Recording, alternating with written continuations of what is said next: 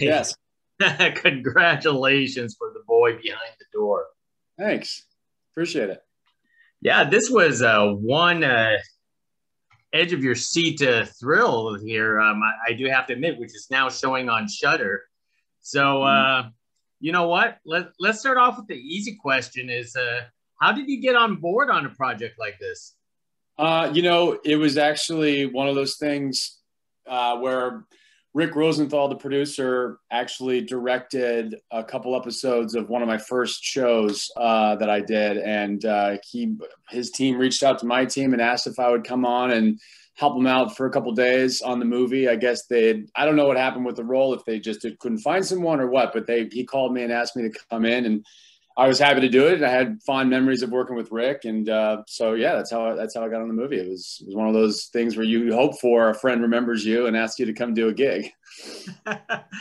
That's excellent, because your fans probably know you from a lot of television, because you've done a lot of comedies, you've done a lot of dramas, but not that many horror from what I recall. Right. A couple. I did one a few years ago with the fantastic Camilla Luddington and Patrick Fischler, called The Pack 2, which I think that was like the first horror I did, which was super fun. And I was excited to get back into it, because you're right, I don't do a lot of it. I usually do a lot of comedy or, musical TV. And so it's always fun to branch out. Yeah, I guess the most ironic thing about doing The Pack 2 and also doing The Boy Behind the Doors, you played police officers in both horror movies, right? That's true. I play a cop in both of those, except I'm a very different type of cop in each film. That's for sure. Yeah, I don't know. I guess I've got my cop uniform measurements ready to go in case someone needs me to play a cop again. You know what? I think that's great, because the one thing I loved about you playing Officer Stewart is you do look like a cop. I guess you have that body and shape that's perfect in that police uniform. That's so funny. When I put it on, I always imagine, I see a lot of cops down at the end of my street. I have a lot of lunch spots. I always see cops at the end of my street, and they're always these big guys, with big arms, and they're got tactical vests on, these big dudes.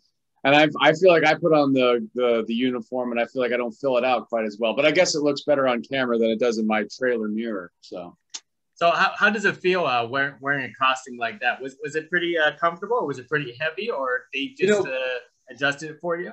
Yeah, it's costumes like that where it's like a recognizable uniform that the minute you step into it, you feel like you're in character, because it's so different from anything else you wear. It's not like street clothes. So I think it actually helps a lot to be in something like that, where you just know immediately who you are. And putting it on really helps you get into the character versus, just wearing t-shirt and jeans. Pardon that. My cat's trying to. That's okay. Boxes. Two cats are trying to get in right end too, so I understand. So when speaking of costumes, how much do costumes actually help you get into the character? Because I remember you in like Once Upon a Time or Crazy Ex-Girlfriend, and you seem to enjoy, dressing up a lot. Well, sometimes I enjoy it more than other times. Like Once Upon a Time, when I first put the costume on, you're right. It makes you. I mean, I was playing a very recognizable character in Kristoff from Frozen. So once you put that recognizable costume on, it only helps you get to that extra, get to that place where you could feel like you are embodying that character. But man, I wore that same costume for like 6 episodes. So, I didn't get to wear anything else. So by the end of it, I was like sick of the costume, because it was smelly and, itchy and dirty. And I was just like, but, on Crazy Ex, I got to play all sorts of different things, because it involved a lot of fantasy. So that was fun, just getting to dress up all the time. And, like I said before, once you're in a costume, it only adds another layer that you get to work with and use. That's only makes the job more fun. Now, for a movie like this, because mainly you had like a guest role, or like some people could say like a cameo. What was it? Yeah. Just you just had to don it for just one day? Was it a one-day shoot for you? I think it was. If I remember, this was like 2 years ago, by the way. This was I think we shot this in like April of 2019. So I think it was just one night. I think I worked one day there, and I worked mainly with Kristen, and and Christian Bauer, and I think I had one little moment with Lonnie, and it was one of those where it's like you go in and they're running at full steam trying to get the movie done, and you're just a one-day guest. You just go into your job, have fun, and leave. How much of rehearsal did you have with Kristen Bauer? Because that was a pretty major scene.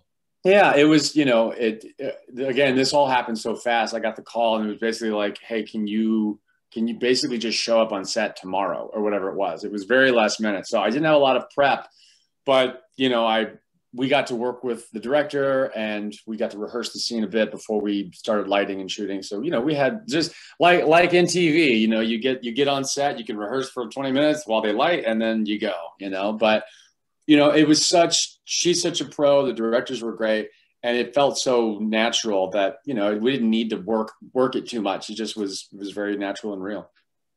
Now, was that house creepy in real life? Because I heard that's actually used like in a lot of horror movies. I'm sure it is. It's I don't know the whole story behind it. I think it has something to do with those oil derricks. It's in, it's by, what's it, Kenneth Hahn State Park in LA. It's where all those oil derricks are between the city and the airport. Anyway, I think it belonged to some oil baron back in, turn of the century. And it's been kept up, I think, by the city. It's very creepy, very old.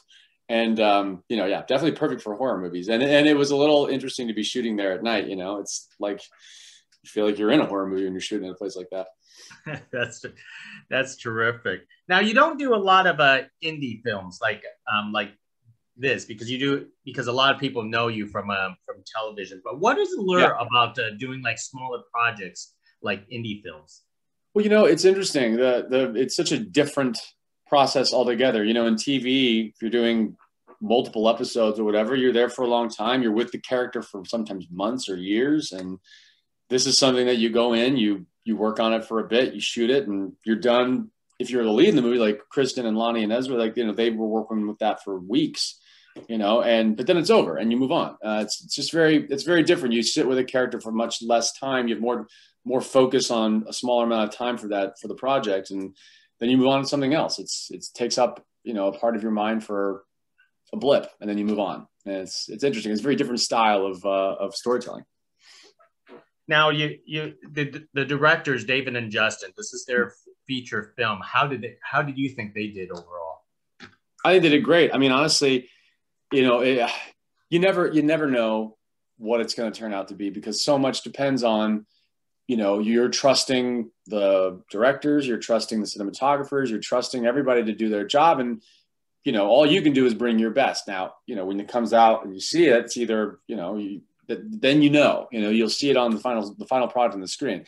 I think they killed it because I had no idea what it was going to be. I didn't know how it was going to turn out. And the performances, the direction, the camera work, the lighting, I mean, everything was just so good and creepy. And like you said, edge of your seat, tense. That goes to the editing. I think they put together a really good project and they saw it through to the end.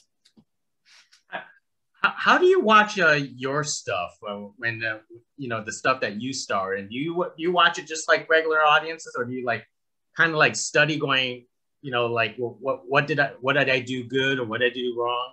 That kind of stuff. On absolutely everything. All I do is sort of break down what I've done, and it's hard to watch myself because.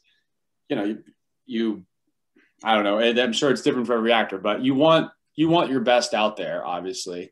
And sometimes when you watch yourself, even though other people will say like, that was such a great job, all I can do is think about the other takes I did, or was that, was I really on? Did I do my best? All I can do is second guess myself. But I do watch, I watch because I want to know not only if I did a good job or, I want to see how the final product, is, if it turned out the way I thought in my mind.